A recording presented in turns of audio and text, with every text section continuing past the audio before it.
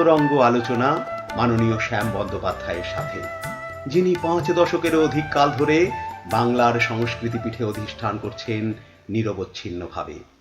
মুখ্যত আবৃত্তি, শ্রুতি নাটক আর মঞ্চ নাটকে তাঁর স্বয়ং দীপ্তচারণ। এছাড়া নাট্য পরিচালনা ও চলচ্চিত্রাভিনয়েও তাঁর পারদর্শিতা বহুভাবে পরীক্ষিত। রবীন্দ্রভারতী বিশ্ববিদ্যালয়ের নাট্য বিভাগে স্নাতকোত্তর পাঠ্যপর্বে বিভাগীয় প্রধান, প্রবাদ প্রতিম নাট্য ব্যক্তিত্ব, শ্রদ্ধেয় শম্ভু মিত্রের প্রজ্ঞার আলোয় রবীন্দ্র বিখ্যার অপাবৃত উদ্ভাস। আর এই সম্যক প্রস্তুতি নিয়েই নিষ্ঠার চর্চার দুরূহ সোপান বেয়ে তাঁর শীর্ষে আরোহণ। কলকাতা তথা বাংলার সাংস্কৃতিক ক্ষেত্রে এক অনিন্দ সুন্দর পীঠস্থান বিভাব সাংস্কৃতিক সংস্থার প্রতিষ্ঠাতা এবং কর্ণধার শ্রদ্ধেয় শ্যাম বন্দ্যোপাধ্যায়। বিভাব সাংস্কৃতিক সংস্থার 46তম বর্ষপূর্তির সূচনা হয়েছে গত 15 জুন 2025 আড়িয়াদহ রাজগৃহে এক মনোজ্ঞ সাংস্কৃতিক অনুষ্ঠানের মাধ্যমে অসংখ্য শুভানুধ্যায়ী এবং বিশিষ্ট ব্যক্তিবর্গের সক্রিয় উপস্থিতিতে। সেথায় উপস্থিত কিছু গুণী মানুষের ঐকান্তিক অনুরোধে এই আলোচনার আয়োজন। আচ্ছা শ্যামবাবু, আপনি কি কোনো ফিল্মের বড় অভিনেতার সঙ্গে অভিনয় করেছেন? হ্যাঁ, ফিল্মে না করলেও সিরিয়ালে করেছি। তিনি হচ্ছেন সৌমিত্র চট্টোপাধ্যায় মহাশয়ের সঙ্গে সৌভাগ্য হয়েছিল করার, এবং একই গ্রিন রুমে শেয়ারও করেছিলাম। সেখানে খুব খুব খুব মজার মজার কথা হয়েছিল অনেক, এবং সেটা আমি খুবই নিজেকে সৌভাগ্যবান বলে মনে করি। খুব ভালো মানুষ। পুনরুত্থান বলে একটা সুমিত চট্টোপাধ্যায় পরিচালক। সৌমিত্রবাবু প্রথম দিন আমাদের পাইলট বলে একটা করতে হতো, ওটা জমা দিতে হতো, তারপর ওটা অ্যাপ্রুভ হলে তবে সেটাকে প্রচার করতেন। দূরদর্শন থেকে হয়েছিল এটা। সেখানে সৌমিত্রবাবু একটা জমিদার বাড়ির জমিদারই ধরুন, জমিদার ছিল, তার আমি বাড়ির একজন হচ্ছে ডাক্তার, ওনার সঙ্গে ওতপ্রোতভাবে জড়িত। তার মানে 2 বছর ধরে ওনার সান্নিধ্যে আসার সুযোগ আমার হয়েছিল, এবং ওই অভিনয়টা করার সূত্রেই আর কি। সেখানে আমি বসে আছি। ওনারও অভিনয় তখন ভাস্কর ছিল ওনার বড় ছেলে, এবং ওই কল্যাণ চট্টোপাধ্যায় যিনি রিসেন্টলি চলে গেলেন, তিনি বাড়ির চাকরের অভিনয় করেছিলেন। তা প্রথম দিন আমার মনে আছে আমি 8 ঘন্টা আগে পৌঁছেছি। উনি বললেন আমি 1 ঘন্টা আগে চলে এসেছি।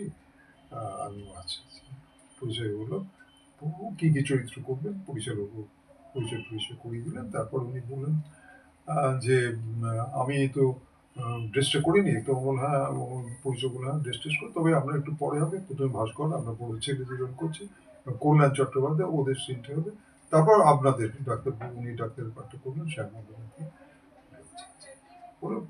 ওনারা চলে গেলেন, আমি আর কেউ নেই, আমি আর সৌমিত্রবাবু রয়েছি। সৌমিত্রবাবুকে বললাম যে আপনার তো অনেক পুরস্কার পেয়েছেন, তো সবচেয়ে ভালো পুরস্কার কি পেয়েছিলেন বলে মনে হয় একটা? তখন উনি বললেন আমার 3টে ভালো পুরস্কার পেয়েছি বলে মনে হয়। 3টে কি কি? না, একটা হচ্ছে আমার দিদিমা বলেছিল, আর একটা হয়েছিল বলেছিলেন নারায়ণ বাবু মাস্টারমশাই আমাদের ছিলেন, তিনি বলেছিলেন।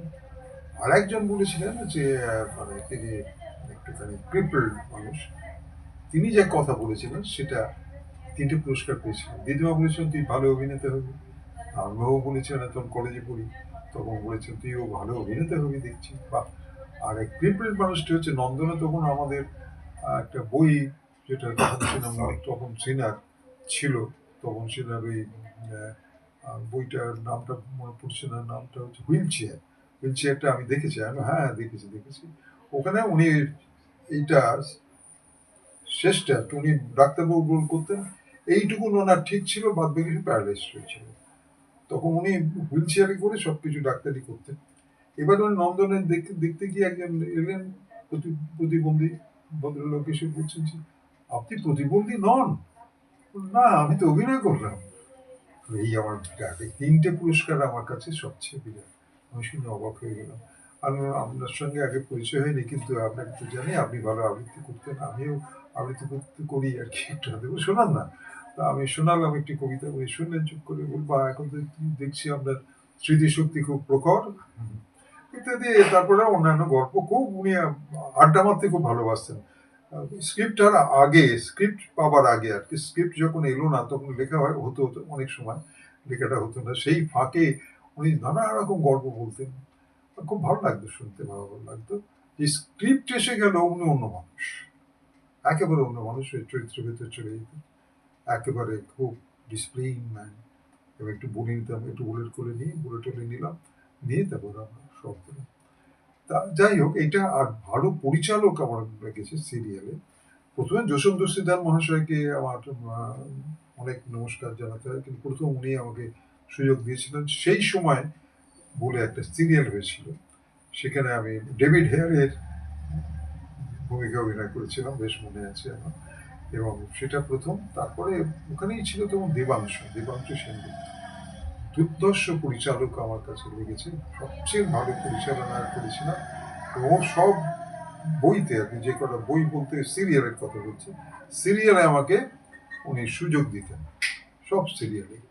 শেষকালে হয়েছিল, সেই সিরিয়ালটা ২ বছর ধরে আমি অভিনয় করেছিলাম একটি রোলে, সেটা কাকাবাবু বলে, আমি বাইরের লোকও কাকাবাবু বলতে আরম্ভ করেছিল, সিরিয়ালে যেমন হয়।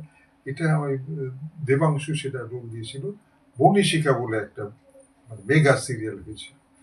এটা আমার কাছে দারুণ প্রাপ্তি বলা যায়। আর সিনেমাতে দুজন বিখ্যাত পরিচালক আন্ডারে কাজ করেছি, এক উপেন্দ্র চক্রবর্তী মহাশয়ের সঙ্গে দারুণ কাজ হয়েছিল।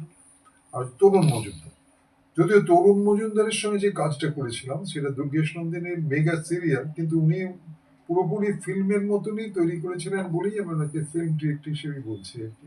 উনি বললেন আমি ফিল্মের যা করি সেইভাবেই করবো, সেইভাবে উনি করেছিলেন। একটা ব্যাপার আলাদা দেখলাম, উনি একেবারে মুখস্থটা দারুণভাবে চাইতেন, কোনো শব্দ এদিক ওদিক করা যাবে না বলে দিতেন একেবারে। সেইটা উনি ২ মাস আগে আমাদের স্ক্রিপ্ট দিয়ে দিতেন এবং আমরা সেটা মুখস্থ করতাম, করে উনি একটু রিহার্সাল করে নিতেন, রিহার্সাল করে নিয়ে ওকে আছে করে চলে যেত। এখানে একজন বলবো, সেখানে একজন বিখ্যাত মানুষ ছিলেন, আমাদের এই পাড়ারই মানুষ বলা যায়, সমীর মজুমদার মহাশয় ছিলেন। উনিও, আমরা একই সঙ্গে অভিনয় করতাম, ওনার প্রধানমন্ত্রী ছিলাম আমি আর কি, নিশা খান রোলটা করছিলেন দুর্গেশ নন্দিনীতে।